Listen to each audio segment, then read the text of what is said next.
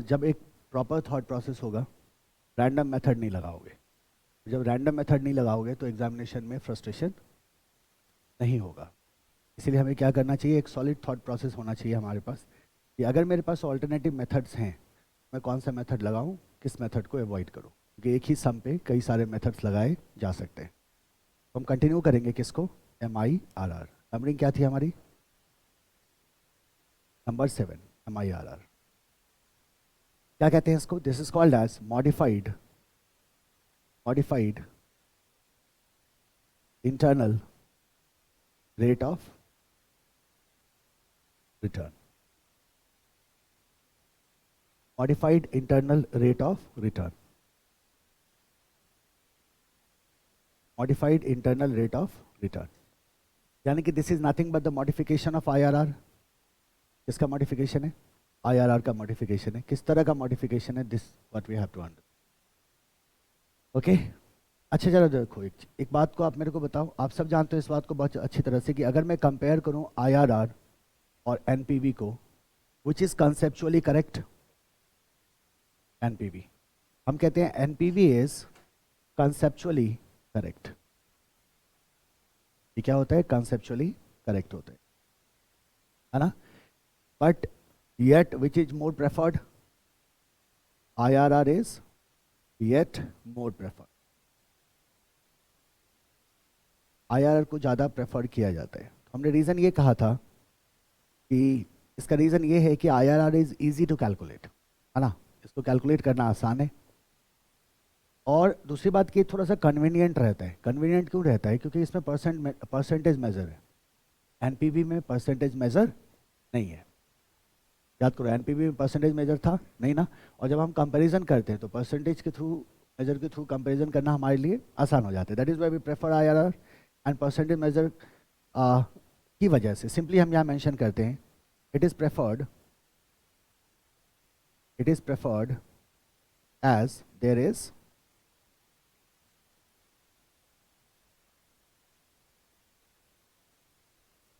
या it has percentage, there is कर दो या इट हैज़ कर दो, इट हैज़ परसेंटेज मेजर।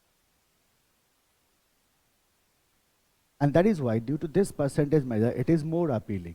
आप क्या कहते हो, it is more appealing. Okay, my question is there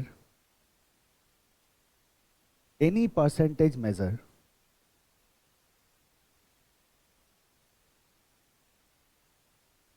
that can overcome shortcomings of a regular IRR? बताओ, who can answer?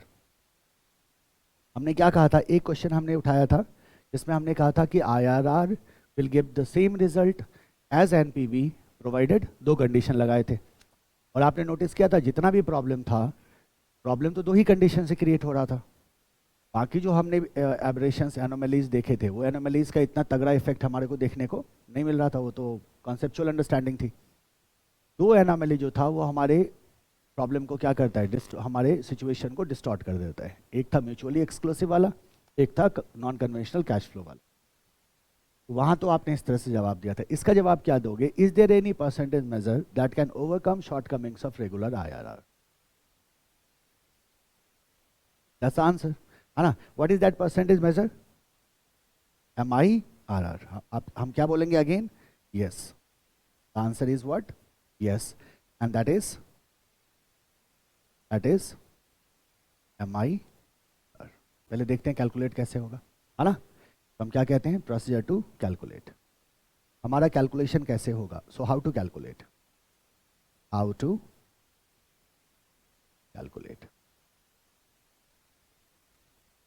ठीक है। 3 स्टेप में हम इसका कैलकुलेशन करेंगे,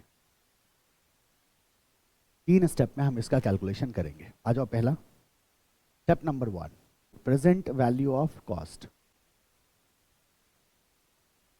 T20 cash flow at T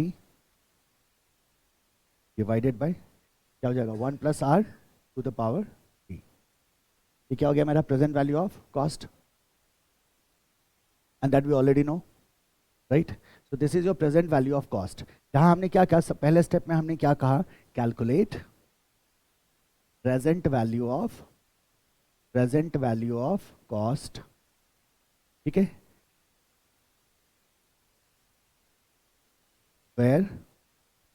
where R is equal to क्या है, cost of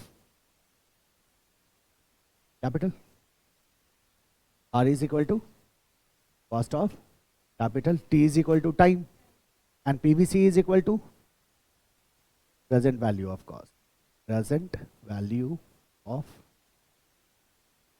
तो पीवीसी स्टेप 1 में हमने निकाला, ठीक है। आ जाओ स्टेप नंबर 2।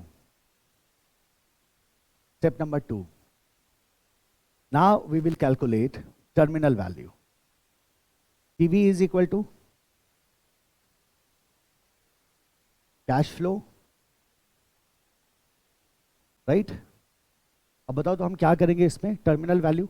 टर्मिनल वैल्यू का मतलब क्या हुआ, इधर देखो बालक सब, ये ऐसे करा था हमने, तो जब हम प्रेजेंट वैल्यू पे जाते थे तो ऐसे मूव करते थे, और जब हम टर्मिनल वैल्यू पे जाते थे तो ऐसे मूव करते थे ना, इस तरह से मूव करते थे। तो जब हम प्रेजेंट वैल्यू पे जाते थे तो 1 plus R power N T से क्या करते थे, डिवाइड करते थे, और इधर जब जाते हैं तो 1 प्लस आर पावर टी से क्या कर देते हैं, मल्टीप्लाई कर देते हैं। तो यहाँ क्या हो जाएगा, मल्टीप्लाई हो जाएगा।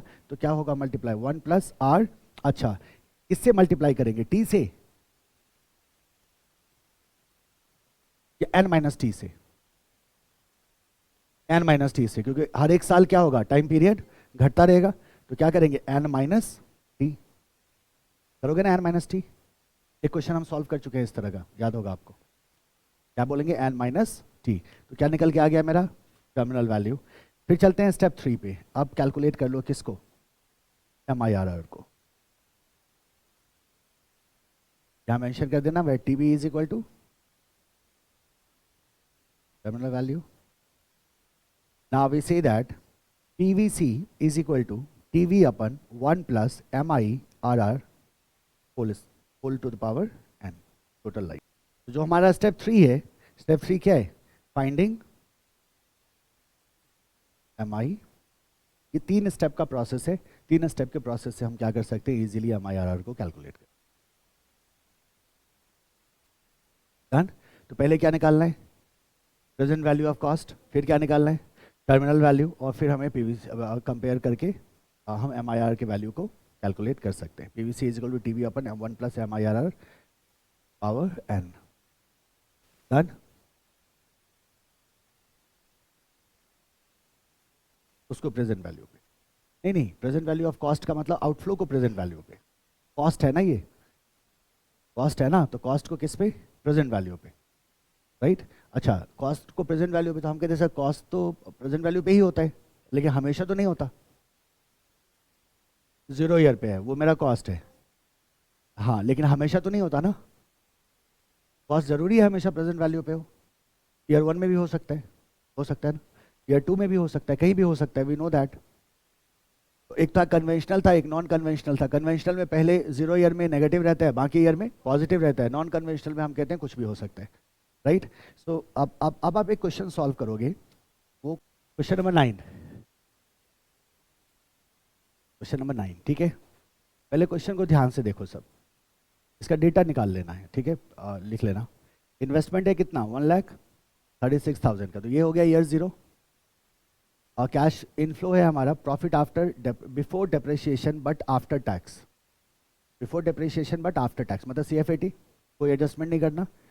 Determine MIRR considering 8% as cost of capital, are given 8%, ठीक है। अब हमारे को क्या करना है, MIRR को कैलकुलेट करना, right. Can you do it. Initial investment, आप अपने फॉर्मूला पर हो ना, नेट कैश फ्लो क्यों लोगे आप, टर्मिनल वैल्यू है ना आपका, वो तो नहीं, वो तो हमारा जो present value of cash cost था PVC, वो तो मेरा अलग है, हाँ वो तो अलग है, हाँ। फिर बाद में थर्ड फॉर्मूला में दोनों साथ में आ रहा है ना, PVC is equal to TV upon 1 plus MIRR। जरा ध्यान देना,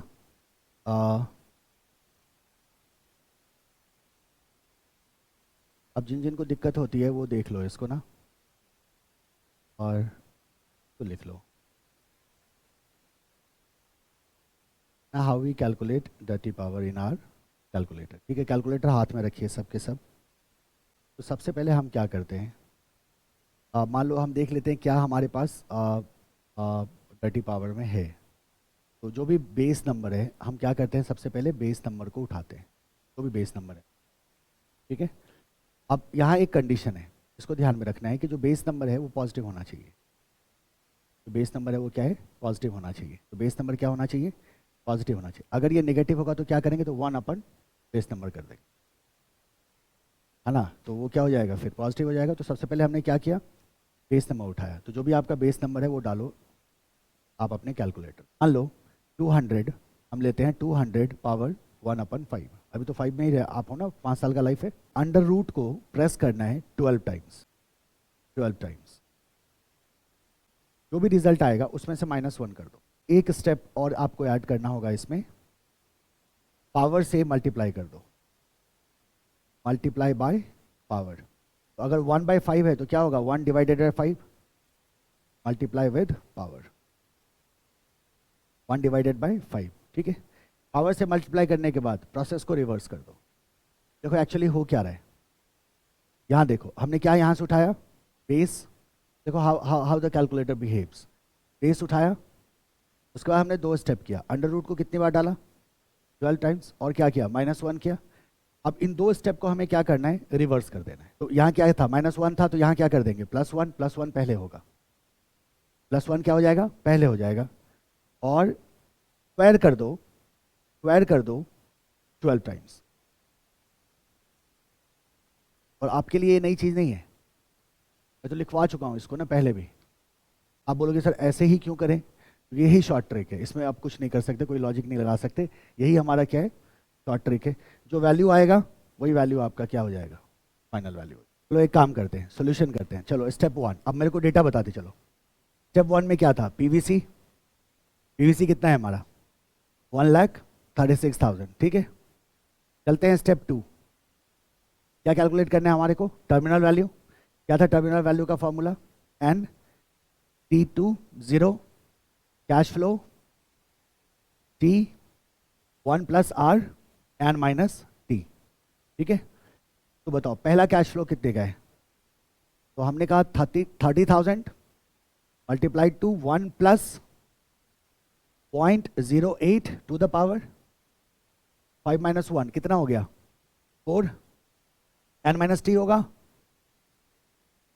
cash flow at the end of first year कितना है, 30,000 है, तो 5 - 1 तो 4 हो गया, प्लस दूसरा वैल्यू कितना है, 40,000 multiplied to 1 + 0.08 to the power 3 plus तीसरा वैल्यू क्या है, 60,000 1 + 0.08 टू द पावर 2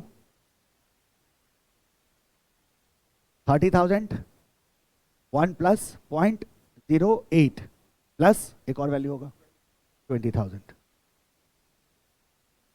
20,000 यहाँ तो ईयर है ही नहीं, तो हम 1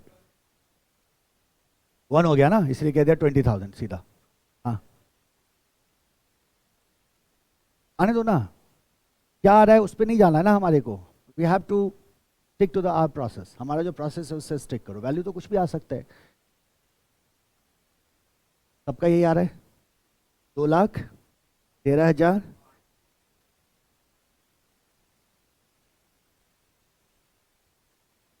584 560 है ना।